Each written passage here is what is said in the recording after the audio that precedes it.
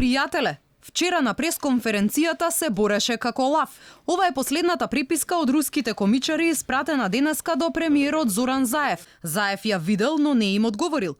Ни откри еден од двајцата руски комичари Владимир Кузнецов, со кој Алфа и денеска ја продолжи комуникацијата. Тој вели дека разговорот со македонскиот шеф на владата почнал лани во август, а првиот контакт со Заев бил договорен преку неговата секретарка. Се јавивме во канцеларијата на премиерот преку контакт на официјалната веб страница. Рековме дека се јавуваме од Киев, од кабинетот на претседателот Порошенко и дека сакаме со македонскиот премиер да разговараме за економија. После првиот разговор, лично премиерот, мислејќи дека разговара со поранешниот украински претседател, се понудил во иднина да се слушаат преку приватните броеви на WhatsApp. Премиерот често ни пракаше фотографии од неговите средби со политичари, па дури и ни пиша дека се сретнал со членови на украинскиот парламент. Мислејќи дека разговара со Порошенко, тој последен пат ми звонеше на 4 јуни, но не му се јави од Испиев.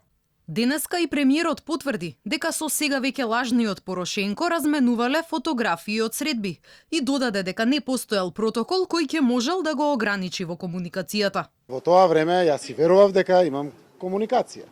Како што добива слики од парадата на војската од Унгарија, Украина, од така наречениот или лажен претседател Порошенко, јас сум праќал слики од Меркел во посетата или слично. Значи јас продолжувам со моите директни комуникации со претседатели и со премиери заради тоа што сум непосреден човек. И немам намера, кога следниот пат ќе се јадам на Борисов, на било кој премиер или претседател од Европа, од светот, да барам одговор од некој протокол.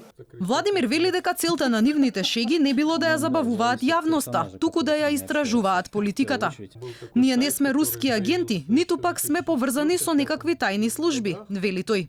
Сите наши жртви се правдаат дека биле мета на Кремљ. На овој начин ги правдаат своите грешки. Ние нашата активност ја нарекуваме пранк новинарство, значи преку пранкот истражуваме, но не сме поврзани со тајните служби ниту со властите.